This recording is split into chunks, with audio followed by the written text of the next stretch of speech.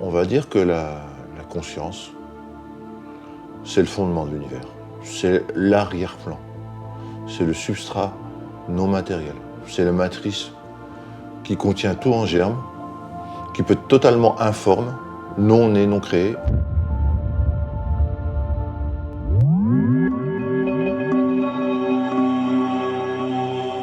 Bonjour Olivier, Salut. merci de nous accueillir aujourd'hui. Alors, première question, le premier thème qu'on va aborder aujourd'hui, c'est sur la conscience. Tu as beaucoup travaillé sur la conscience humaine. Est-ce que tu peux nous faire un petit raccourci et nous dire finalement, avec tout ce que tu as pu observer, où est-ce qu'elle se situe cette conscience? On a parlé du cerveau, on a parlé de plein de choses. Est-ce que c'est un lieu magique où on peut aller se retrouver? Fou, t'attaques fort là. Alors ça, c'est la question à 100 millions de dollars. Bah oui. Eh ben oui, c'est une question à la fois simple et complexe. Donc je vais plutôt prendre le côté simple aujourd'hui. On va dire que la conscience, c'est le fondement de l'univers. C'est l'arrière-plan. C'est le substrat non matériel. C'est la matrice qui contient tout en germe, qui peut être totalement informe, non né, non créé, ou qui peut, par sa seule décision, sans justification, se naître, se créer, donner des formes. Et qui joue avec ce mouvement entre le non créé et le créé, le sans forme et le avec forme. Et qui à chaque fois, dans ces voyages entre les deux extrêmes, eh bien, gagne en information, ou on pourrait dire en conscience. C'est en créant autre chose qu'elle-même, c'est-à-dire les petits bouts de conscience compactés que nous sommes, qui sommes donc des miroirs pour elle, dans lesquels elle peut se regarder, qui sont donc les yeux et les oreilles par lesquels elle peut se voir et s'entendre. Donc c'est en créant ces petits rejetons qu'on est de la conscience qu'elle s'agrandit, qu'elle s'élargit, parce qu'elle a beaucoup d'appétence. La conscience, en fait, on veut dire une sorte d'intelligence vivante, une sorte de mélange d'informations et d'énergie, et qui est intentionnelle, c'est-à-dire qui a envie des petits mouvements comme ça, qui a envie de bouger, qui a envie de créer. On ne sait même pas pourquoi, il n'y a même parfois pas de raison, c'est sa nature. Par ses soubresauts, elle crée des expériences, elle se rend compte de ces expériences, et elle veut les figer pour les conserver un peu, pour jouer avec elles. Et peut-être c'est quand elle veut figer, ralentir, concentrer, que ça donne des états de la conscience qu'on appelle la matière. Parce qu'en fait, dans ce qu'on appelle le modèle idéaliste moniste, M-O-N-I-S-T-E, ou idéalisme analytique, comme le décrit très bien Bernardo Kastrup, qui est un grand philosophe de notre époque qu'il faut vraiment lire. Bref, tout est dans la conscience. Tout est un état de la conscience. Même le cerveau. Le cerveau, c'est c'est la matérialisation du fonctionnement de la conscience. Donc il est en miroir des intentions de la conscience. Quand la conscience bouge, le cerveau bouge. Et souvent les matérialistes font l'inverse et font l'erreur de dire l'inverse. Ils disent « Ah, puisque quand je veux faire telle opération mentale, c'est telles aires du cerveau qui bougent, qui s'allument, qui s'excitent, c'est donc que c'est ces aires du cerveau qui sont responsables de l'opération. » En fait, non. La conscience fait un travail, une opération cognitive mentale, et en ce faisant, elle transmet son activité au cerveau qui s'allume donc en retour. Mais ça n'est qu'une manifestation secondaire du travail de la conscience, l'excitation du cerveau. Ce n'est pas l'excitation du cerveau qui crée la conscience. C'est clair, et tout à l'heure, quand tu parlais des soubresauts, des mouvements, ça me faisait penser à l'énergie très corporelle du corps. Et justement, pour toi, quel est le rôle du corps dans cet éveil? Parce qu'on parle souvent de grandes expériences transcendantales, de méditation, etc. Si on ramène les choses un petit peu plus terre à terre. Le corps est une manifestation cristallisée de la conscience. On dit tout ce qui est en haut est comme tout ce qui est en bas, hein, Hermès Trismégiste. C'est-à-dire que tu retrouves dans le corps tout l'univers. Et tu retrouves dans le corps une sorte de miroir qui indique le fonctionnement de la conscience avec un C majuscule, c'est-à-dire la conscience universelle, la conscience cosmique de l'univers, quoi. Celle d'où tout vient et tout retourne. Donc le corps a une forme de conscience qu'on peut accentuer par différentes méthodes, hein, tantra, yoga, méditation, qigong, tout ce que tu veux, la danse, la transe, etc. Et qui redonne, qui reconnecte aux qualités de la grande conscience. Donc le corps est un très bon instrument pour se reconnecter à la conscience, pour la goûter, pour voir ses qualités qui se déploient dans la matérialité du corps.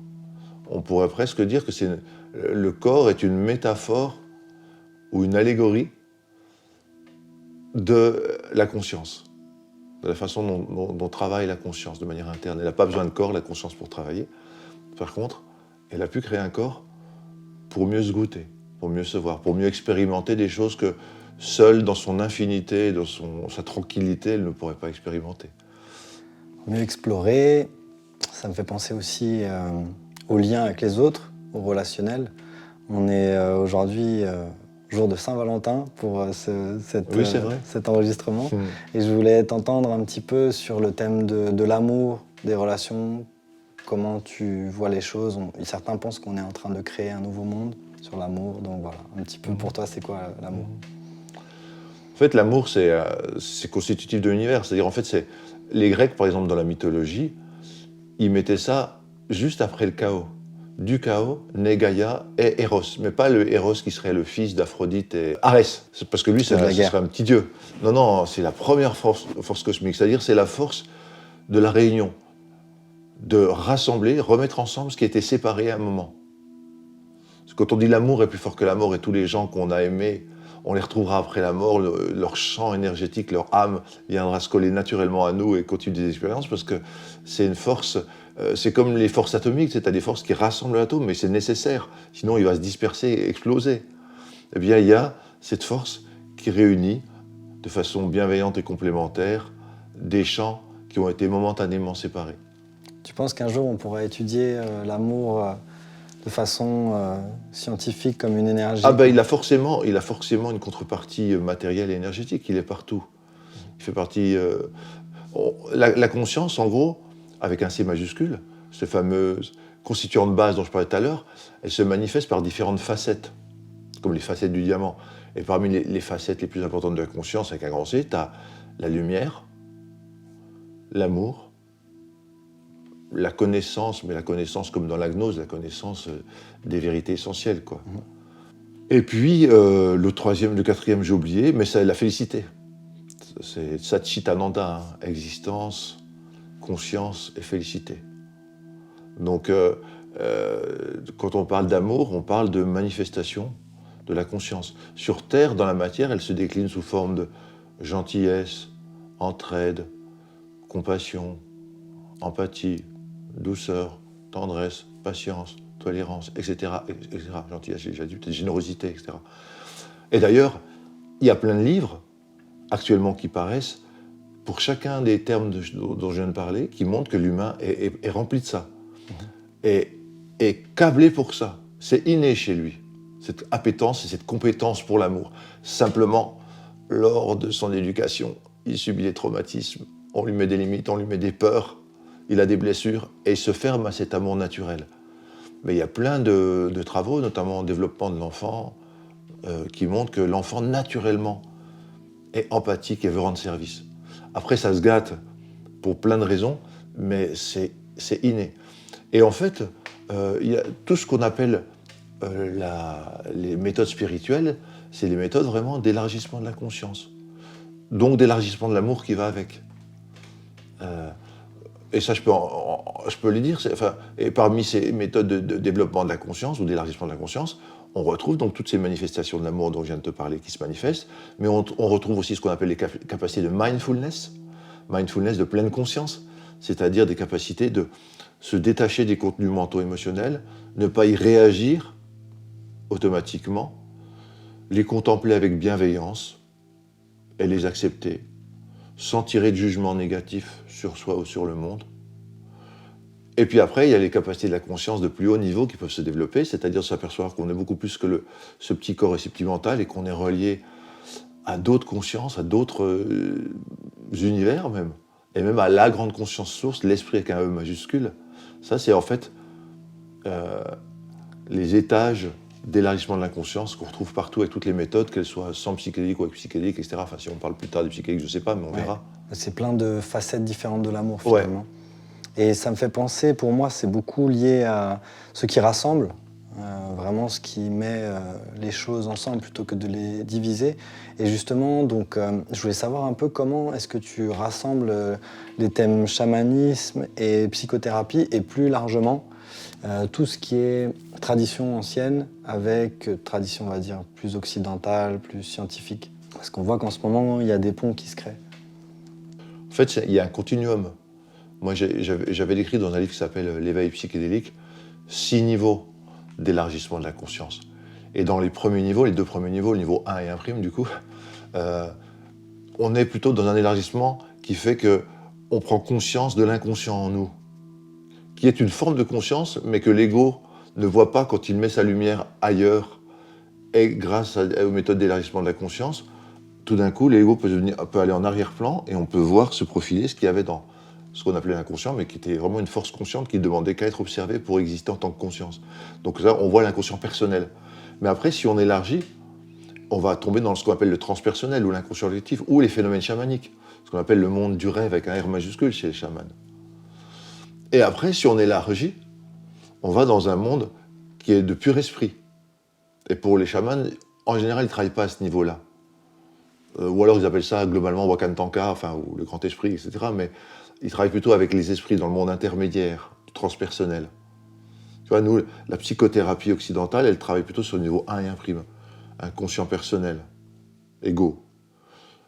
Après, quand on va dans le transpersonnel ou dans le chamanique, on travaille plutôt sur des domaines, les grands mythes, les grands symboles, l'histoire de l'humanité, tout ce que le développement par lequel sont passées toutes les formes d'humanité, tu vois. Et aussi, il y a des phénomènes parapsychologiques, et aussi, il y a des phénomènes de sortie du corps, etc. Enfin, tout ce qui montre que la conscience n'est pas localisée, mais qu'elle peut être délocalisée et se relier à toutes les autres consciences, à tous les autres mondes, à tous les autres esprits, parce qu'on est dans le monde, ce niveau 2 et 2', pardon, dans ce niveau intermédiaire du rêve, des chamans, on est là dans les mondes alternatifs et où il y a des petits esprits qui y habitent. Mais après, dans la spiritualité, ce qu'on cherche plutôt en Occident, on est plutôt dans ce qu'on appelle l'expérience spirituelle ou même mystique de fusion avec l'esprit de l'univers. Alors, ça ne s'adresse pas au même niveau de conscience, c'est ça que je voulais dire. D'accord. C'est que la tradition occidentale psychothérapeutique, telle qu'elle est pratiquée, évaluée, elle vise des objectifs qui ne sont pas des objectifs ni spirituels, ni d'élargissement de la conscience. Elle cherche juste à ce que la personne s'adapte mieux au monde dans lequel il est, assouplisse son ego, et juste fonctionne avec un peu plus de bonheur dans tous les sens du terme. Mais justement, ça c'était une autre question. Est-ce que la psychologie, la psychothérapie telle qu'on la connaît aujourd'hui est, entre guillemets, sans faire de classement, mais est-ce qu'elle est un peu à la hauteur de ce qui est en train de se passer sur le plan de l'éveil des consciences qui, tu Alors, toi-même la psychothérapie classique, c'est-à-dire thérapie comportementale et cognitive, psychanalyse, thérapie systémique, gestalt encore non, parce qu'elle s'accorde au spirituel. Mais, donc les thérapies classiques qu'on connaissait en Occident, non, ne rendent pas justice à ce qu'on est en train de découvrir sur les propriétés de la conscience et de l'univers. Par contre, ce qu'on appelle les thérapies transpersonnelles, qui vont au-delà, justement, du petit moi, du corps, de ses limites, et qui voient qu'on peut se relier à bien d'autres champs de la conscience, avec profit, pour la croissance psychologique et spirituelle. Alors là, oui, elles sont en plein accord avec le chamanisme. D'ailleurs, souvent, les gens qui font des thérapies transpersonnelles font aussi étudient le chamanisme et vice-versa. J'ai remarqué que souvent, tu cherchais à t'exprimer d'un point de vue où il n'y a pas forcément de dualité, donc à essayer de dépasser ce lien de dualité, mais on a parlé tout à l'heure qu'au final on est humain, donc voilà, on va vers cet éveil de conscience tous les jours, on essaye, mais c'est vrai qu'au jour le jour on peut tomber sur des choses qui nous énervent, qui nous irritent, avoir l'esprit embrumé. Et on n'est pas ni des Bouddhas, ni des taoïstes de renom. Donc comment est-ce qu'au jour le jour, toi, tu gères ces éléments-là ? A priori, si une partie de notre conscience a été attirée volontairement, involontairement, ça je ne peux pas encore dire, mais plutôt volontairement, on va dire, dans cet état sous-lumineux qu'est la matière, sous-vibratoire qu'est la matière, c'est pour accepter d'y faire certaines expériences qu'on ne peut pas faire ailleurs, dans les arrière-plans plus lumineux ou plus haut vibratoires. Donc il ne s'agit pas donc de se dire « Ah ben flûte, je veux pas de ça, c'est pas bien, je devrais être comme on est dans les plans lumineux ». Non, on est là pour faire des expériences qu'on ne pourrait pas faire ailleurs. La Terre est un endroit unique pour faire un certain type d'expérience. Et quand tu descends à la mine, on va dire, admettons qu'on descend à la mine quand on va sur Terre, on ne peut pas se reprocher, ou personne ne peut nous reprocher d'être sale, d'avoir des habits tout noirs, parce que ça fait partie de la condition humaine. Donc le problème n'est pas de ressembler à un idéal spirituel tel qu'on pourrait se forger en lisant la vie des grands maîtres, ou les enseignements de Jésus, de Bouddha, etc. Eux, ils sont venus peut-être en gardant une plus grande mémoire ou une plus grande connexion avec la conscience source, pour donner des ponts, pour enseigner, pour pas que les gens se désespèrent totalement, pour je sais pas pourquoi d'ailleurs, simplement par amour, sans réfléchir, simplement parce que c'est comme ça. Parce que il y a sûrement, les deux sont valables, d'être aveugle, sourd, d'être complètement collé le nez au charbon, si on reprend l'exemple de la mine, et puis de temps en temps d'avoir un rappel de qui on est, pour se dire, ah ouais, donc je ne veux pas encore plus me contracter, fermer les yeux et dire c'est pas possible, je veux pas de ça, je veux ouvrir les yeux. Parce que derrière cette expérience, il y a de l'amour, il y a de l'intelligence, il y a un sens, etc.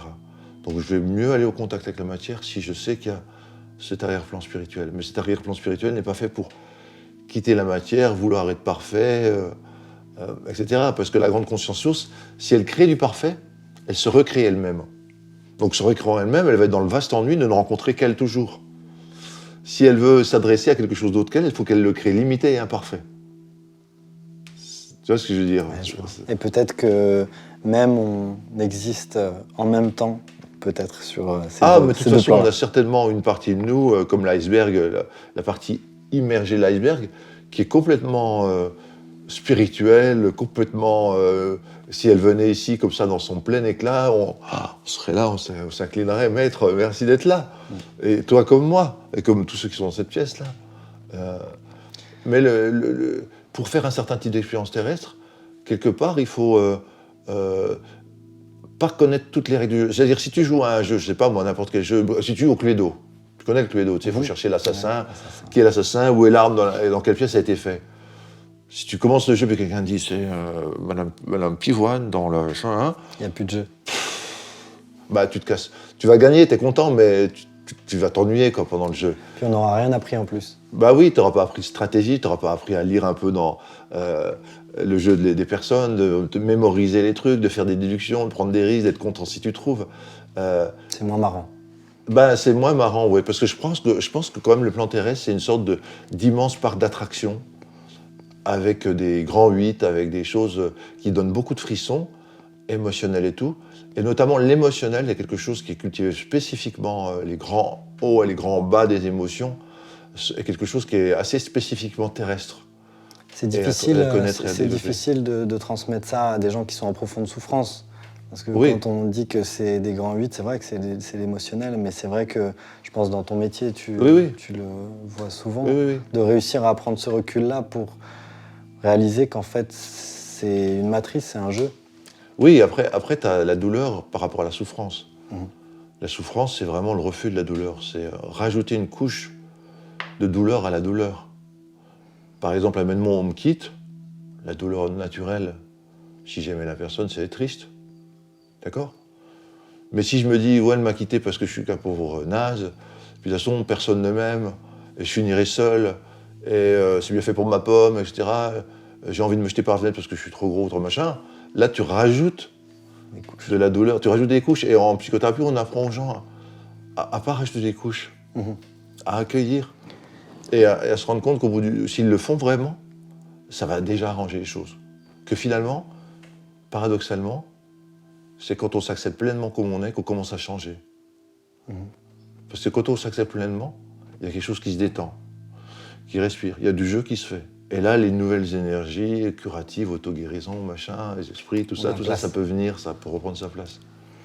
Et justement, en parlant de la souffrance, est-ce que tu remarques qu'il y a des souffrances dans ton métier qui sont récurrentes ou peut-être qui te marquent plus que les autres dans cette grande période de changement qu'on est en train de vivre?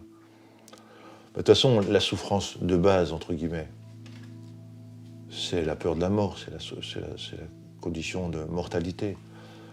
C'est-à-dire qu'on lutte contre l'impermanence, on voudrait,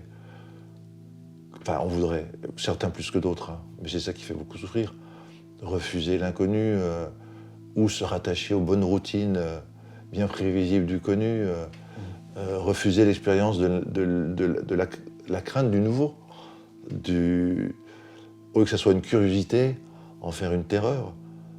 Mais tout ça, c'est une manifestation de je voudrais que tout reste comme c'est, je voudrais qu'il n'y ait rien d'impermanent, je voudrais que toutes les formes créées restent comme elles sont. Or, c'est pas possible. Parce que s'il y a bien une chose qui est permanente, c'est l'impermanence. S'il y a bien une chose qui est nécessaire à la création, c'est la destruction. Pour qu'il y ait un mouvement dynamique et de la nouveauté. Sinon, rien ne va changer, puis ça va s'accumuler. Puis ça va être comme un cancer où il n'y a pas de... Normalement, dans le corps, il y a ce qu'on appelle l'apoptose, c'est-à-dire les cellules, elles meurent, puis elles sont remplacées. Parfois, dans un cancer, elles ne meurent pas. Ce qui fait que ça prend tout l'espace. On ne peut plus respirer, quoi. Donc imagine que ça soit le cas, qu'il n'y ait rien qui meurt, que tout soit permanent. Ben, au bout d'un moment, il n'y aurait plus de vide, il n'y aurait plus que du plein et on ne pourrait plus respirer, entre guillemets. On serait encombré.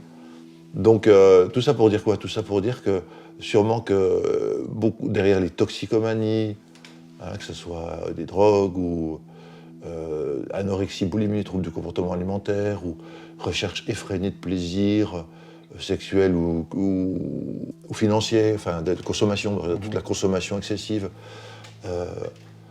Derrière toute cette beauté, ces efforts pour rester jeune, pour paraître malgré l'âge, enfin derrière beaucoup de choses, quoi, derrière une angoisse existentielle profonde, on ne sait pas d'où elle vient, il y a la peur de la mort, quoi. Ça va finir, rien ne peut rester toujours comme tel, le bonheur a toujours une fin, mais Dieu merci, le malheur a toujours une fin aussi, c'est-à-dire qu'il n'y a rien qui dure comme ça. Et est-ce qu'on va être comme le surfeur qui va lire les vagues, danser avec, accepter qu'elles sont comme elles sont, et donc jouer avec leur énergie, finalement pas trop mal s'en tirer, ou est-ce qu'on va vouloir affronter les vagues en n'acceptant pas comme elles sont et on se la prend en pleine tronche et là ça fait mal. Donc dans la vie c'est un peu ça, quoi. C'est qu'est-ce qu'on fait avec cette impermanence, qu'est-ce qu'on fait avec cette incertitude, qu'est-ce qu'on fait avec le fait qu'on va vieillir, devenir malade et mourir. Parce que quand même derrière il y a ça, hein. C'est qu'on essaie en permanence d'oublier ça. Pascal le philosophe disait ça, hein, que le malheur de l'homme c'est de ne pas pouvoir rester seul dans une chambre. Parce qu'il s'ennuie, mais c'est même pas qu'il s'ennuie, c'est parce que la solitude va lui faire penser à la mort. Tout à l'heure, tu parlais des drogues, donc de l'addiction. Pour toi, qu'est-ce qui différencie du coup le travail avec les psychédéliques d'ouverture des consciences et puis l'addiction? Parce que c'est une question que beaucoup de gens se posent. Ah oui, oui. Voilà, c'est un peu un sujet tabou. Bien sûr, bien sûr. Voilà. Ben, ce qui est addictif, c'est tout ce qui rétrécit la conscience. L'alcool, par exemple, est un très bon rétrécisseur de la conscience. Tout ce qui est psychédélique, c'est ce qui va élargir la conscience, la petite conscience individuelle, ou la connecter à des champs de la grande conscience. Donc à de nouvelles ressources, à de nouvelles compréhensions, à de nouvelles énergies.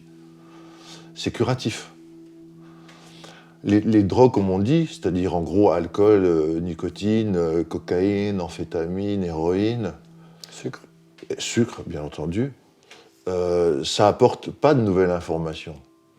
Ça augmente pas les capacités de guérison interne du corps. C'est pas probiotique. Alors que par exemple les psychédéliques, ils sont anti-inflammatoires, anti-cancéreux, stimulants de l'immunité, anti-neurodégénératifs, tous les psychédéliques. C'est-à-dire dès qu'ils ont fait des études des psychédéliques sur des cultures cellulaires ou chez l'animal ou même chez l'homme, ça a ses capacités probiotiques en faveur de la vie.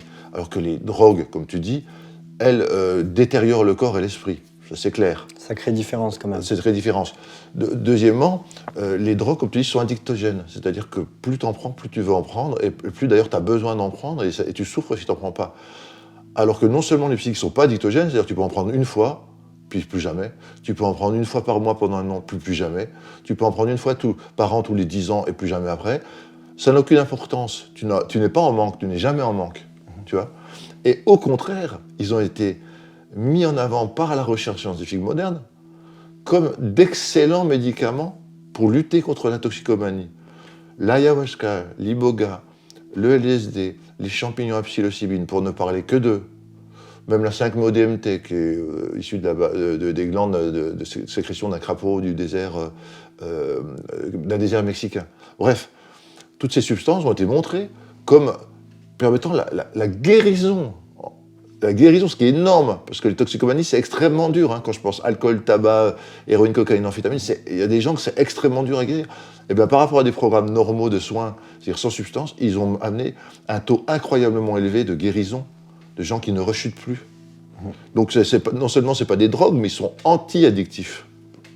Et puis peut-être, enfin, si on voulait voir la différence avec les substances, alors oui, aussi, les drogues, entre guillemets, les drogues ont surtout une action sur la dopamine dans le cerveau. C'est un peu la substance du plaisir et auquel on est addict. Alors que les substances psychédéliques agissent souvent sur d'autres neuromédiateurs, comme la sérotonine notamment, principalement. Donc, enfin, il y a des différences à plein de niveaux, au niveau biologique, au niveau spirituel, au niveau physique, au niveau émotionnel. Mais justement, avec le niveau spirituel, comment tu vois la complémentarité entre les psychédéliques et des pratiques habituelles, méditatives ou autres? Ce sont des méthodes très complémentaires. Quand je disais qu'il y avait 3 niveaux, il y a un niveau où tu augmentes, tu sais, je disais le mindfulness, les capacités de pleine conscience, de distanciation par rapport aux contenus mentaux et émotionnels, de non-jugement, de non-réactivité immédiate, etc. C'est l'espace méditatif, quoi, où tu ne t'identifies plus à tes contenus, donc tu n'y réagis plus, donc il te laisse un peu tranquille, et puis tu peux trouver un espace calme où vont d'autres informations qui ne sont pas polluées par l'ego avec ses pensées, ses émotions, tu vois. Ça, c'est le truc de base. Et bien ça, la pratique de la méditation le fait, mais aussi les psychédéliques. Il y a eu des études qui ont montré que quand tu pratiques les psychédéliques, tu augmentes tes capacités de mindfulness. Après, à l'étape suivante, tu as toutes les capacités de la conscience. Quand je disais lumière, amour, joie, ou bien compassion, empathie, générosité, gentillesse, etc. Enfin, le déploiement sur Terre des capacités de la conscience dans l'intersubjectif, dans les relations humaines, ça aussi, tu augmentes ça avec les psychédéliques. C'est ce qu'on appelle, ils sont prosociaux. Ils développent les comportements prosociaux, ça a été montré, et pro-écologiques. Parce que non seulement tu te rends compte que tu es lié à chaque personne, tu te rends compte que tu es lié à la nature. Et naturellement, tu deviens beaucoup plus concerné par elle, impliqué, bienveillant, engagé vis-à-vis de son bien-être. Tu vois, tu n'es plus le prédateur qui détruit. Et puis après, quand tu vois qu'il y a d'autres mondes, peuplés d'autres êtres, que tu n'es pas le seul au monde, que l'être humain sur Terre n'est pas le seul à avoir une conscience, tu vois, et que donc... et que tout est relié, et que finalement tout est un, parce que tous ces mondes, ils viennent d'un premier un, avec un U majuscule. Tout ce que tu fais aux autres, tu le fais à toi, et tout ce que tu fais à toi, tu le fais aux autres. Donc là, tu penses plus en termes égoïstes, chacun pour soi, Dieu pour tous, et compétition généralisée, le plus fort gagnera. Non, justement, on gagnera tous ensemble ou pas. Je veux pas être plus fort que les autres, je veux être plus fort que moi tout seul avec les autres. En fait, non seulement il n'y a pas besoin, mais il ne faut pas opposer les méthodes spirituelles sans psychédéliques par rapport à celles avec psychédéliques. En fait, les méthodes avec psychédéliques permettent à des gens qui n'auraient jamais eu la chance de le faire, d'atteindre un état de conscience élevé. Et ce, de façon assez facile et assez fréquente. Et quand je dis facile et fréquente, je dirais même sécurisée. Sécurisée quand ça survient dans un cadre thérapeutique où il y a des accompagnants spécialisés, où on est sûr de la substance, de son dosage, que la personne est à jeun, qu'elle s'est préparée émotionnellement, énergétiquement avant, et qu'il y aura un accompagnement et une intégration après, etc. Dans ces cadres-là, un grand nombre de gens, on dit presque 70% des gens, peuvent faire des expériences spirituelles majeures parmi les 5 plus grandes expériences de leur vie, les plus importantes, les plus signifiantes de leur vie, avec juste une prise de psychédélique. Or, il n'y a pas 70% ou 50%, on va dire, de gens qui font une expérience spirituelle majeure en faisant une séance de méditation. C'est quand même rare, la première séance, on va dire. Ouais. Mais l'un ne s'oppose pas à l'autre. Déjà, j'ai dit tout à l'heure que quand on médite, on profite mieux des voyages psychédéliques, et quand on a déjà fait des voyages psychédéliques, on médite mieux. Mais il y a aussi le fait que, grâce à l'expérience spirituelle qu'on a fait avec le psychédélique, on va pouvoir mieux, ou avec plus d'entrain, ou plus d'envie, plus de motivation, faire une méthode spirituelle autre que les psychédéliques, pour justement se diriger vers le phare au loin qu'a constitué cette expérience psychédélique, qui nous guide, qui nous dit « Ah oui, il y a ça existe, j'ai pas rêvé, et j'ai envie de connaître un peu plus de ça », mais en le développant sans substance, en le développant à mon rythme. Pour goûter aussi le plaisir du chemin, puis que ce soit mieux maîtrisable. Pour un résultat qui, à l'essence, qui peut être très similaire à ce que tu décris. Alors, Stéphane Schillinger, qui est quelqu'un de très intéressant dans le domaine des psychédéliques, et moi-même, on pense quand même que on ne pourra pas faire sans psychédéliques. Ce sont les mêmes ensembles de phénomènes, les mêmes gammes de phénomènes. À très haut niveau de méditation, oui, ce sont les mêmes phénomènes quasiment. Mais pour des gens comme toi et moi qui ne sont pas nés dans une culture bouddhiste, qui ne sont pas été élevés dans un monastère tibétain dès l'âge de 2 ans, tu vois, qu'on n'a pas fait des grandes épreuves, etc., on ne va pas atteindre avec la méditation ce qu'on peut atteindre avec le psychédélique. C'est assez spécifique quand même. D'accord. Il faut le dire, parce que les gens ils disent oh, mais c'est la même chose, c'est simplement que c'est mieux contrôlé, ça va plus lentement sans psychédélique. Non, on ne peut pas dire ça. Il y a vraiment des atteintes d'états complètement mystiques, fusionnels de la conscience. Par exemple, avec la 5-MeO-DMT, beaucoup de gens vivent le fait de dissoudre, de perdre complètement l'ego et d'être un avec l'univers et d'un amour, d'une joie, d'une conscience incroyable.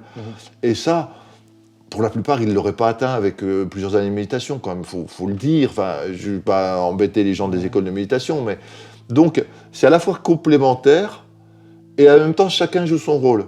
Tu vois, parce que si on disait... moi, j'ai goûté... Alors, c'est pareil, c'est Stéphane Silger qui fait souvent cette métaphore. Il dit, dire c'est la même chose, c'est comme de dire, bon, ben, moi, j'ai déjà goûté la fraise, c'est pas même que je goûte le citron. C'est la même chose. T'es sûr? Tu devrais peut-être essayer quand même. Parce que tu verras que c'est pas tout à fait la même chose comme le citron et la fraise. Enfin, tu peux rester sur ton... En parlant de rôle justement des psychédéliques, tu Oui. penses que dans la grande transformation qu'on est en train de vivre actuellement, il y a un rôle peut-être collectif? Il pourrait avoir un rôle majeur. S'il y avait l'une de ces 3 formes de prise chez des gens non malades pour du développement spirituel, les 3 formes dont je veux parler maintenant, qui sont mises dans un manifeste pour une consommation spirituelle des psychédéliques, des entéogènes. Donc les entéogènes, c'est la façon sacrée de consommer les psychédéliques. Si on mettait soit une sorte de nouvelle église avec comme sacrement, comme Eucharistie, un psychédélique. Ça se fait avec l'ayahuasca aux États-Unis, dans le Santo Daime, par exemple. Au Brésil aussi. Au Brésil, voilà, etc. Ou alors on faisait une sorte de culte à mystère, comme ils faisaient à Éleusis, chez les Grecs, ou Dionysos, justement, qui est par là d'ailleurs, le dieu des psychédéliques, où il y avait consommation d'un équivalent de LSD. Le kikéon des mystères d'Éleusis, c'était extrait d'un champignon, ce qu'on appelle l'ergot de sexe, sauf que là c'était de l'ergot de l'orge, et ils avaient des processus d'extraction hydraulique pour avoir une molécule, un alcaloïde qui était le LSD à l'époque. Donc, bref, les mystères, ou bien l'Eucharistie, les paléochrétiens, les 3 premiers siècles après Jésus-Christ, nous, quand on donne l'Eucharistie, c'est un bout de pâte, je sais pas trop quoi, et ça, mais chez les paléochrétiens, avant le concile de Nicée et avant les édits de Théodose, c'était des psychédéliques. Le vin, le sang du Christ, c'était un vin épicé, mais épicé à l'époque, ça veut dire avec psychédélique. D'accord. Okay. Donc son corps, ça pouvait être un champignon, et le vin, ça pouvait être du LSD, tu vois. Je veux dire, pourquoi je parle de ça? Donc voilà, refaire une Eucharistie, ou alors faire un culte à mystère, comme il y avait dans les cultes à mystère grecs, ou bien pourquoi pas des centres simplement qui soient dans la nature, de développement, ou qui soient encadrés par des thérapeutes, habitués au transpersonnel, habitués à la religion, aux phénomènes mystiques, et que les gens, une fois par mois, ils viennent prendre leur dose de LSD tout en faisant un peu de yoga avant, ou un peu de qigong, ou une préparation spirituelle, et puis ils sont suivis, on leur demande, on voit comment leur transformation, comment adapter leur transformation dans la vie quotidienne, etc. Ça serait génial, parce qu'on faisait ça à grande échelle. Et à mon avis, ça, c'est faisable pour 70% des gens. Je donne ce chiffre au hasard, enfin, c'est intuitivement, il n'y a pas d'études, mais voyons un peu comment chacun réagit et le potentiel de ces substances, je dirais qu'il y a 70% de l'humanité qui pourrait profiter, si c'était légal, et non pas réservé, comme ça risque de l'être, aux seuls malades, dans des seules cliniques, avec les seuls protocoles développés par des laboratoires et qui vont faire payer très cher et qui auront le monopole, et on n'aura pas le droit d'utiliser une autre forme et en dehors de leur... leur tampon, oui, je ne sais plus comment on appelle ça quand on dit. Leur autorisation, leur imprimature, voilà, une primature. Moi, j'ai bien peur que malheureusement, c'est pas le chemin que va suivre le psychique, c'est pas un chemin spirituel, mais un chemin très médicalisé, très biologique, et qu'on n'aura pas le droit. Et que donc, parce que si c'était le cas, si on a le droit, alors oui, bien sûr, ça va participer au changement de mentalité. Les gens ne vont plus voir la réalité comme ils la voient. Ils ne vont plus voir les relations humaines comme ils les voient. Ils ne vont plus voir le fonctionnement optimal de la société comme ils la subissent en croyant que c'est la seule possible, parce qu'on leur fait croire que, de toute façon, ils n'ont pas les compétences pour être citoyens et demander un changement de constitution et participer à un autre ordre des choses. Tu vois ? Tu viens d'ouvrir un champ de possibles, donc peut-être que ça va se développer. Souhaitons-le, surtout si c'est un champ bon, quoi. Bah oui, ça serait beau. Alors, un petit mot de la fin. Peut-être en ce moment, voilà, dans une situation globale qui peut paraître un peu chaotique. Voilà, est-ce que tu veux transmettre quelque chose ? La situation actuelle, elle est hyper complexe à comprendre. Je ne pense pas qu'elle soit maîtrisable juste en y réfléchissant, en proposant des actions particulières. Je pense que la seule chose qu'on peut faire, c'est de ne pas rajouter de la peur, de la colère et du chaos à ce qui est déjà ça, quoi.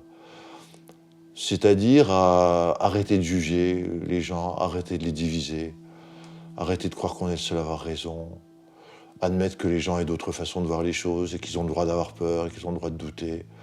Et rester donc dans les fameuses qualités de la conscience, quoi, c'est-à-dire empathie, tolérance, patience, gentillesse, douceur. Voilà, c'est de ne pas rajouter de la confusion, de l'énervement, de l'impatience